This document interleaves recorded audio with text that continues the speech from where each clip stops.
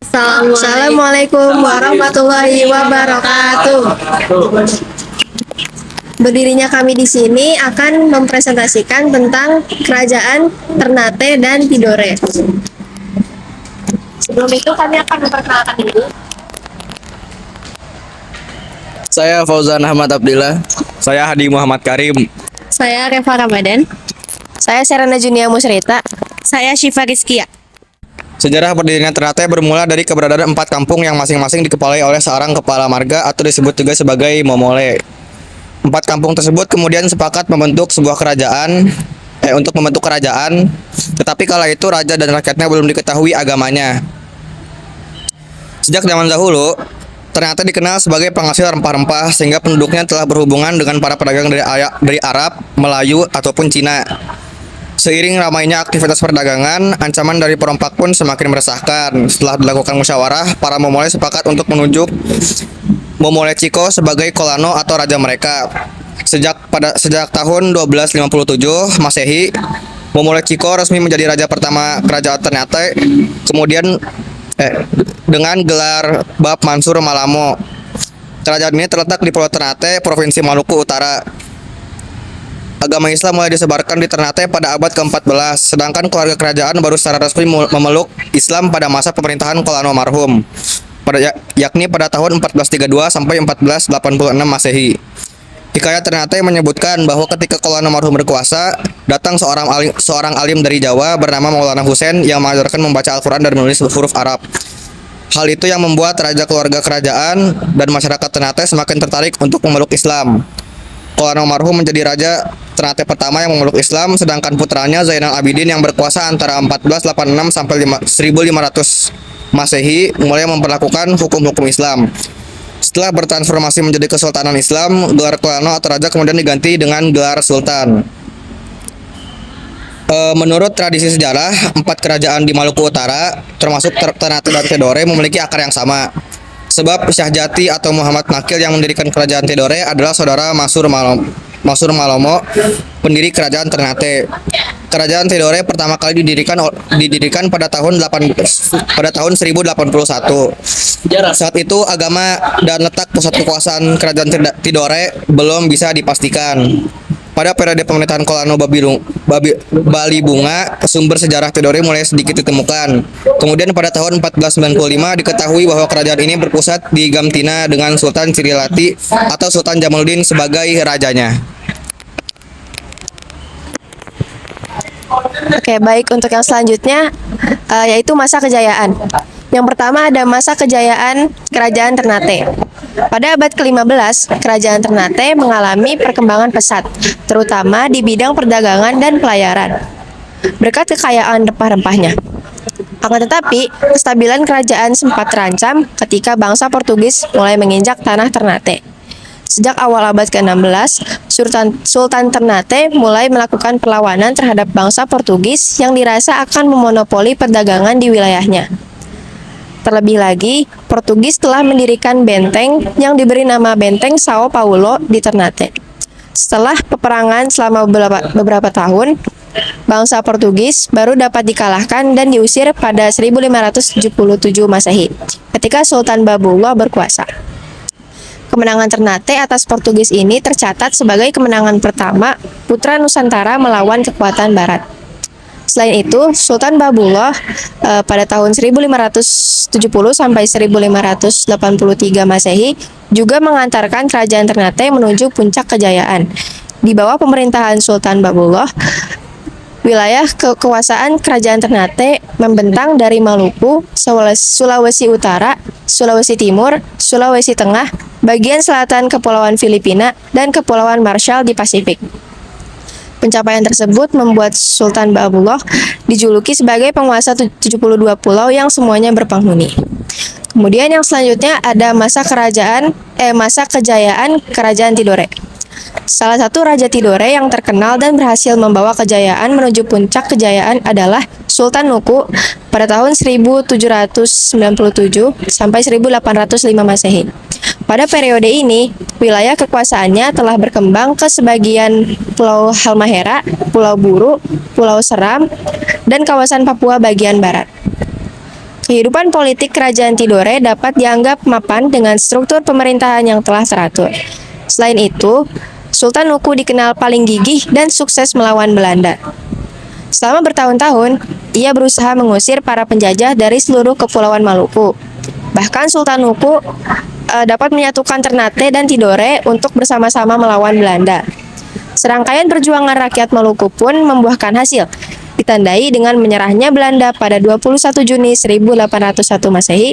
Dengan begitu, wilayah Ternate, Tidore, Bacan, dan Jailolo kembali merdeka dari kekuasaan asing. Di bawah kekuasaan Sultan Nuku, Kerajaan Tidore menjadi sangat besar dan disegani di seluruh kawasan itu, termasuk oleh bangsa Eropa.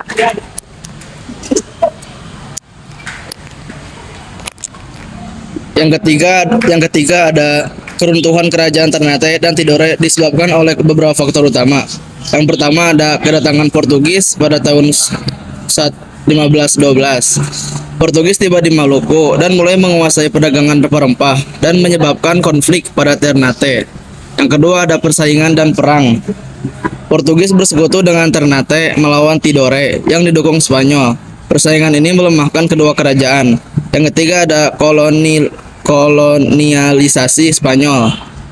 Spanyol tiba di Tidore, memperburuk situasi dan membangun benteng dan mengintervensi politik lokal.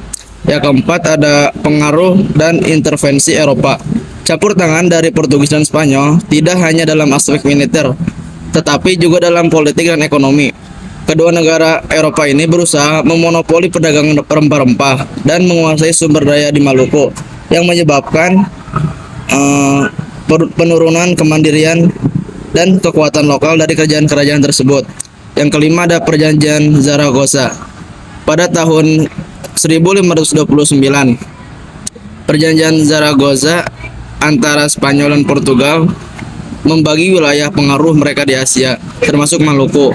Meskipun perjanjian ini dimaksud untuk mengakhiri konflik antara kedua negara Eropa, tetapi justru mempertegas dominasi Eropa atas wilayah Maluku dan mengorbankan kedaulatan lokal. Faktor-faktor ini menyebabkan kelemahan kedaulatan dan kekuatan politik Ternate dan Tidore yang akhirnya berada di bawah kontrol kolonial Belanda pada abad ke-17 dan 18.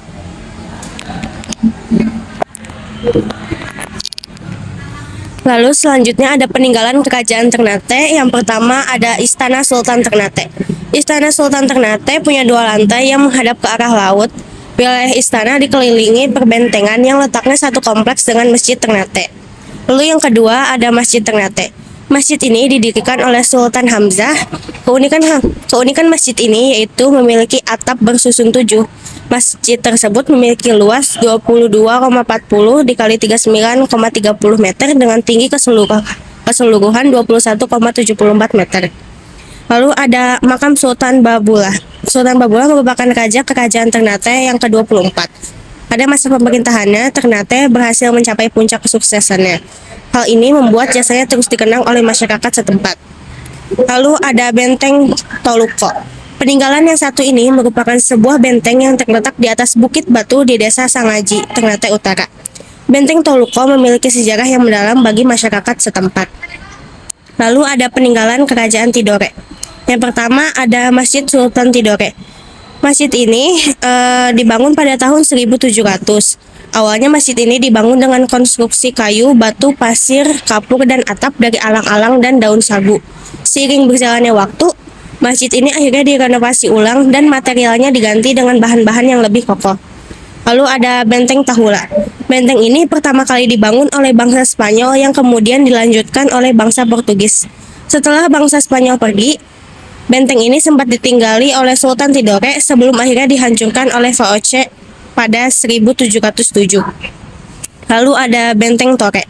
Benteng ini pertama kali dibangun pada tahun 1578 oleh Portugis atas perintah Sunco de Vasconcelos.